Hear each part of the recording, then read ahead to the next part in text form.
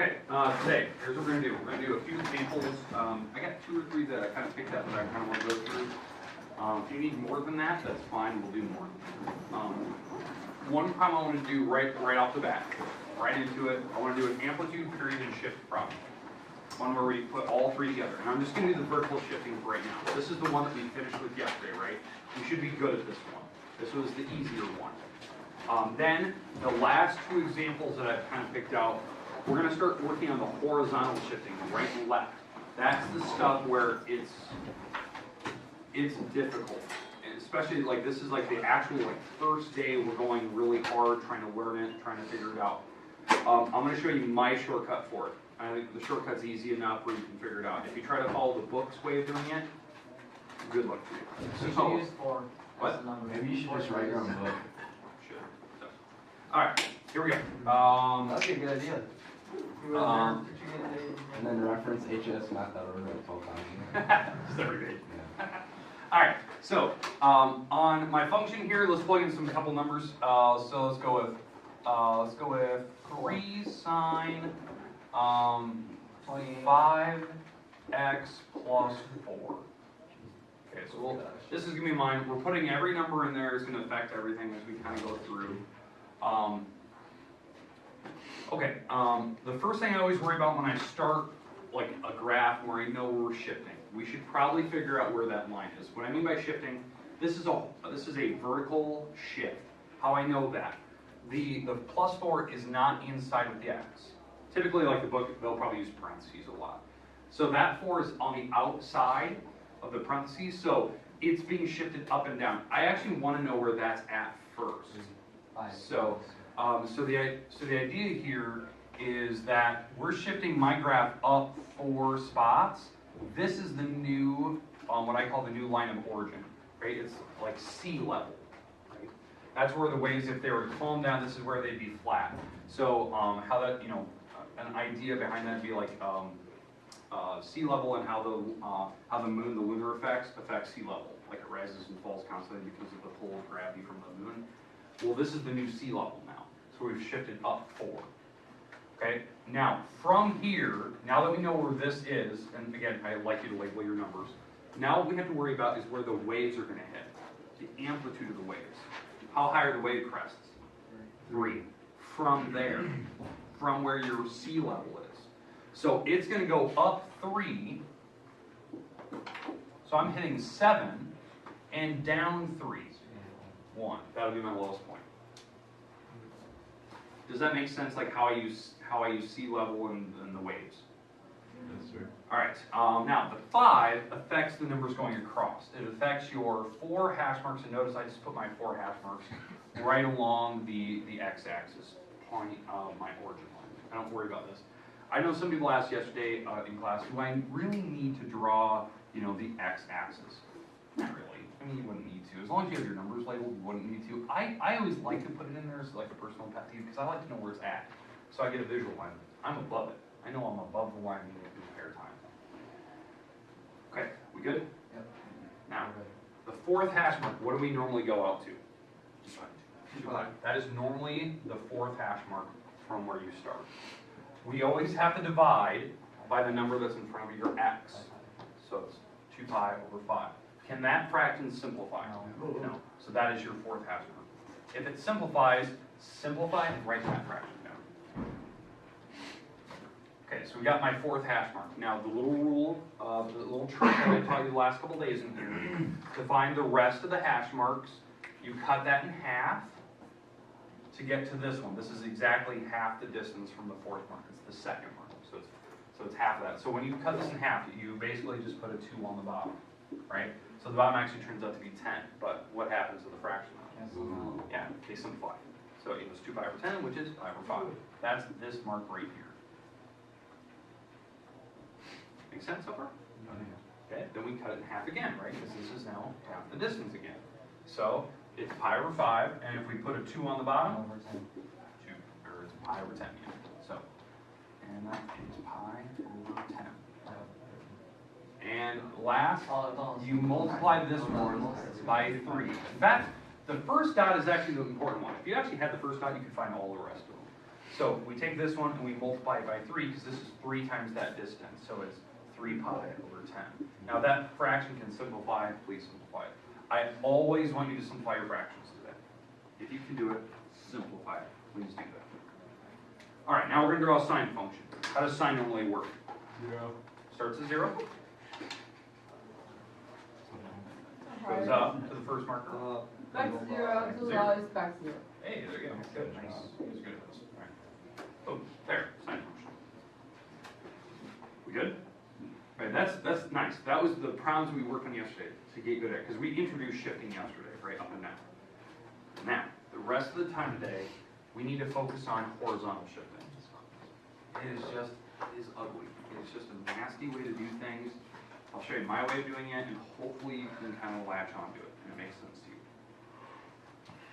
I know there's other ways to do it, but I think my way will work no matter which direction you go. Trust me on that. All right, so let's start with kind of an easier horizontal shift, which I know is like backwards because it said it is difficult, but we'll focus on the first one here. All right, so anyone need this still? No. All right, let's get rid of it. Let's work on a horizontal shift, and we'll start with kind of an easy one. All right, so f of x equals sine. We'll stick with the sine function, so we're not introducing something new. X, let's go minus pi over 4. All right, write that down. This graph is being shifted. We are going to shift this thing, and I know this is going to seem a little goofy. We're going to shift over to the right. Yeah, we're going to shift to the right. Now I'm going to explain that here in a minute, but I'd like you to at least write this down. Let me start this here.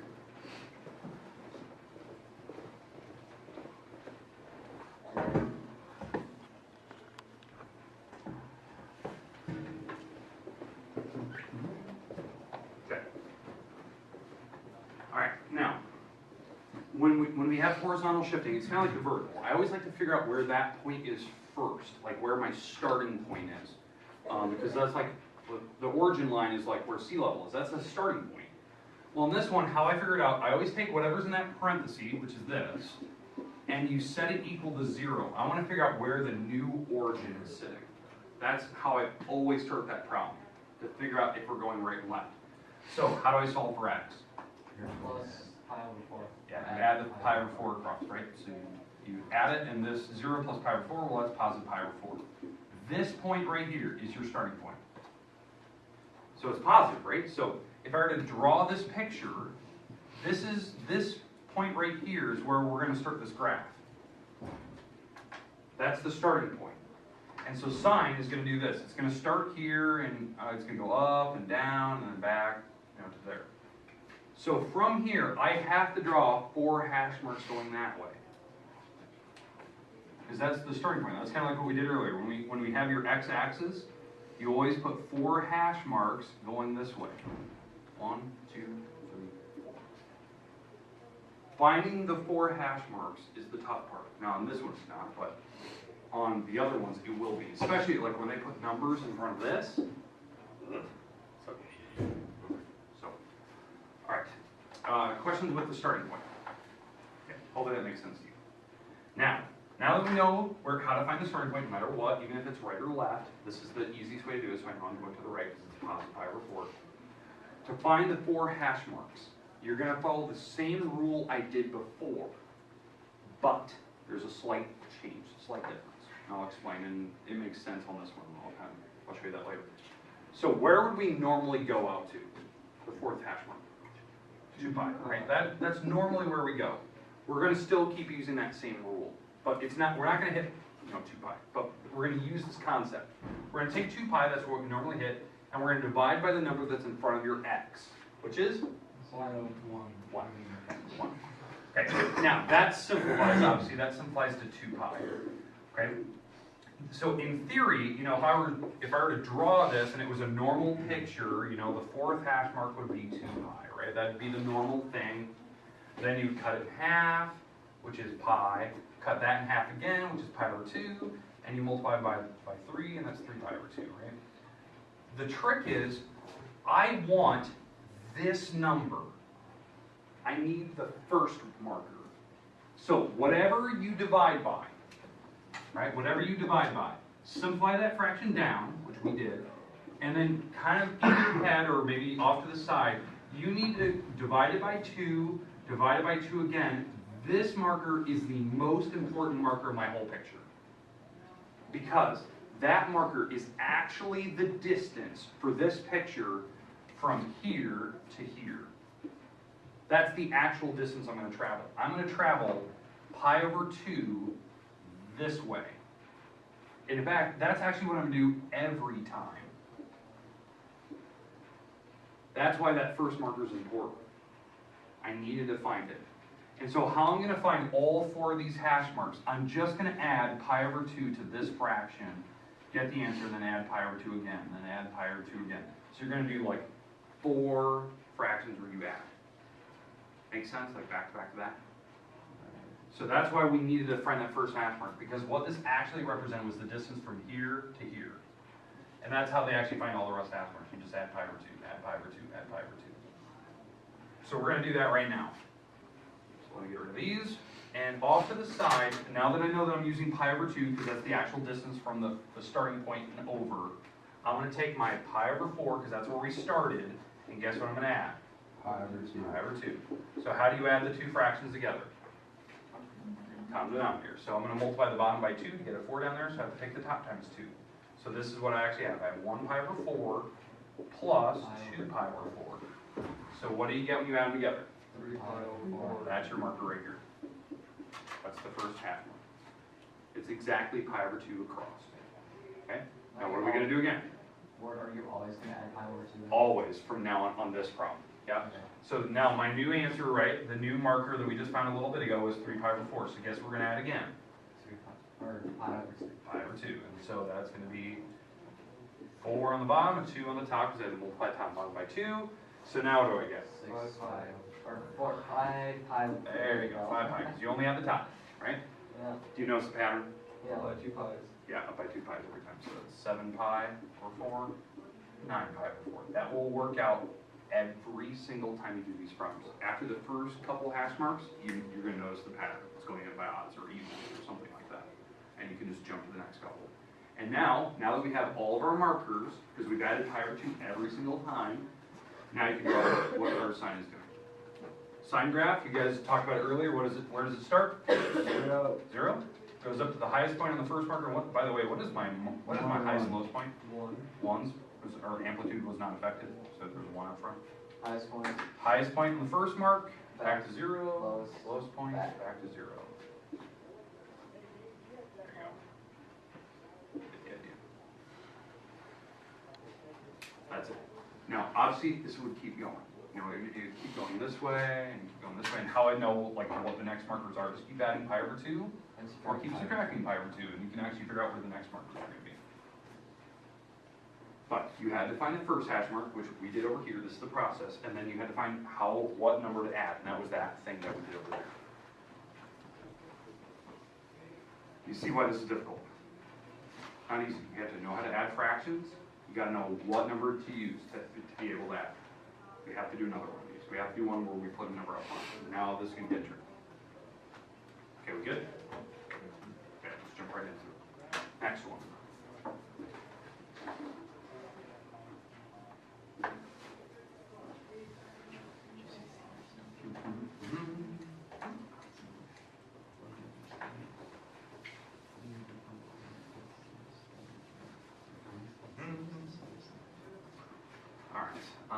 Let's go with 9x plus 3 pi. Alright, I'll let you write this down. We'll discuss, we're going to talk about how to find the starting point and how to find all the points after.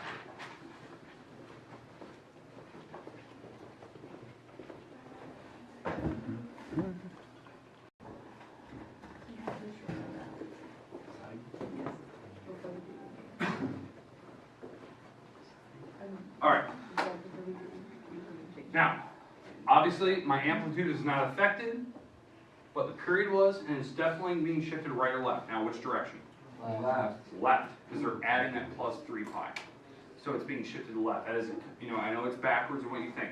How I know it's being shifted to the left, this is the part that you do. You take whatever's inside the parenthesis, and you set it equal to 0, and you see where it's actually starting. So we're going to subtract the 3 pi over, and then what do we do with the 9? Divide it. So we divide that over, that's negative 3 pi over 9, which actually simplifies to be negative pi over 3. So we know that it was actually shifted to the left, because it was a negative. Pi over 3, by the way, is like negative 60 degrees. Do you have to do that every time? Yeah, this is how I start. This is how I know where we're going to be. If it's being shifted to right or left. Well, didn't you say if it's a plus in parentheses, that's going to go left? It's going to go left. So I do, like, this justifies which way we went. So you don't like have to do that? No, I mean, you could just go with 3 pi divided by 9. Just instantly know you're going this way. Okay. But this is the way I think of it, so you don't have to worry about it. It justifies, yeah, we went to the top. It's negative, right? So here's my graph. This is the point where we start. We start at pi over 3. That is my starting point for sine. So we know that's where it's going to be 0, and it's going to go up and down and up, right? Okay, now the tricky part, because I can't draw these yet, I don't know where the 4 hash marks are going to go. That's where we have to find. I don't know if they're going to be 2 here, or 1 and 2, or if it's going to be, or 1 and 3, or if it's going to be, you know, 3 and 1. I have no idea where the hash marks go. So we have to figure out what they jump by, and then we're going to add, and then I can fill in the hash marks last. So normally, this is the part that I showed you earlier. What do we normally hit on a graph? Negative 1 and 1. Say it again. 2 pi. We normally hit 2 pi, right? That's what we normally hit. But on my problem, the 9's affecting it. So we have to take my normal 2 pi and divide by this. Okay? So this is 2 pi over 9, right? Notice I didn't use 3 pi. Don't use it. It's just whatever number's in front of x. It's the same rule I've been teaching you all week. Whatever number's in front of the x, that affects the period. So, can this simplify? No, it can't. So now, what do we do to get to these markers? Cut in half, so that's pi over 9. Right, because that it'd be 2 pi over 18, so it simplifies. Cut that in half again. Pi over 18. And that's actually the magical number I needed. This is it. This is the number I needed the most. Now, obviously, the next one would be, 3 pi over 18, which would be, pi over 6. All right. So you get the idea. The magical number I needed was the pi over 18. That is the gap between the starting point to the first marker. So to find where we're going to go, we're going to take the starting fraction. This is where we're going to start. And to find the first marker, we're going to add that. We're going to add pi over 18. Because that's the gap between the starting point to the first marker. That's what this is proving. So when we add, what do we need to do? Times by 6. Yeah, multiply this one by 6. That's 18 on the bottom and a 6 on the top, negative 6 on the top. So what do you get? Negative 5. Negative 5 pi over 18. Right? That's the first marker. And I know it's negative, so it's on the left still. I don't know what that number is. It's obviously less than 60 degrees. Now, what do we do again? What are we going to do again? Add pi over 18. Add a pi over 18 again. So whatever number we just found, we're going to add a pi over 18. So what do we get? 4 pi over 18. It's actually negative, right?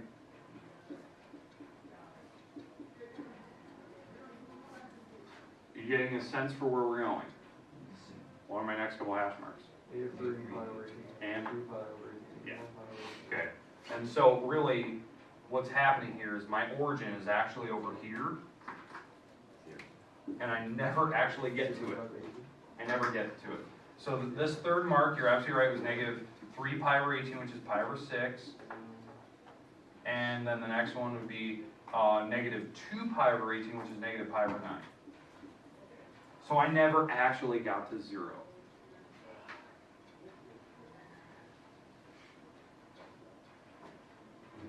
And how I'm getting these, this would have been negative 3 pi over 18, which simplified. This would have been negative 2 pi over 18, which simplified.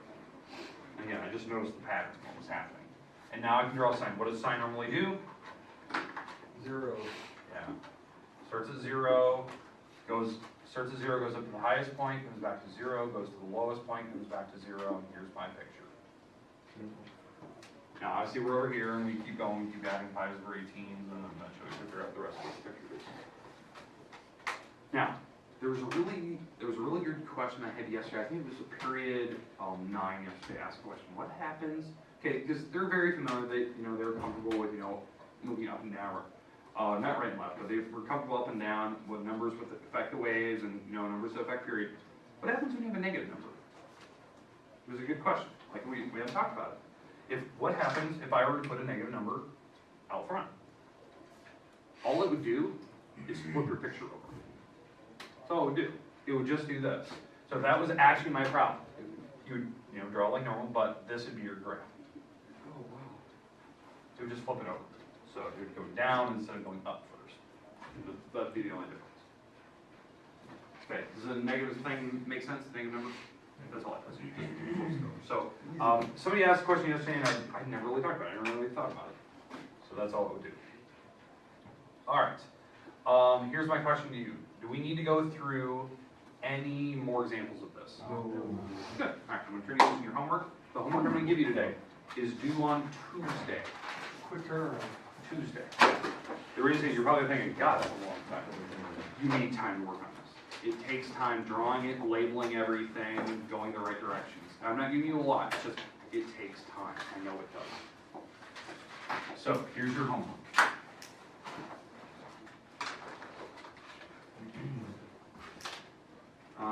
Page 533, numbers 7 through 15 odds.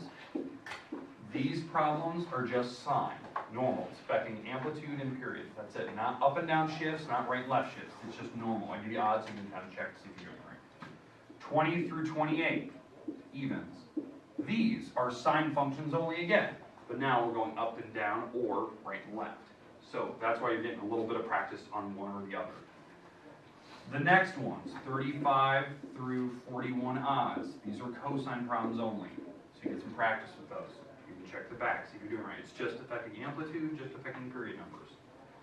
Then the next group, this is where they start shifting it up and down, right and left. So now you get some practice, you can kind of see if you're doing it right. Okay, and then the last group here, this is the last problems, it's just they mix them all together.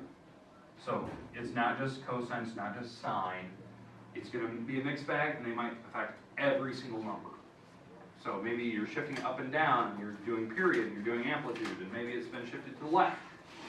So you're going to have to worry about everything. Okay, there you go. It's due Tuesday, because you definitely need time to work on this. Now, to give you kind of a rough time scale, we're almost done with the chapter 4. Okay, we got like one section left, which I know will take time, because we have cosine, cotangent, tangent, cosecant, secant, to draw still. What? So that's in the last section, drawing the rest of them. So that's why we've been working on these. We have all the rules now. Okay? So we have one more section. So we'll probably have, well, I'm going to break that section into 2, so we have more just on a couple parts of it. So you're not doing it all at once. So 2 weeks. We're probably looking at a test in here as at earliest next Friday, but it'll probably be the week after.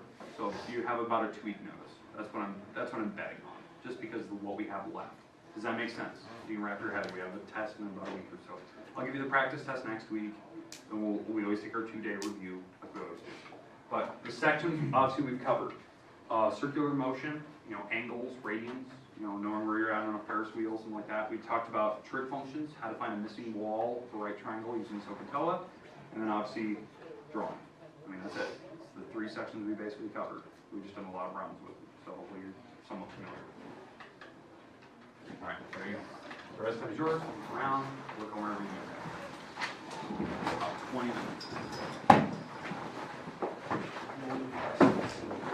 Did you go over the book? What? Did you go over the book? No, it's not in here. What?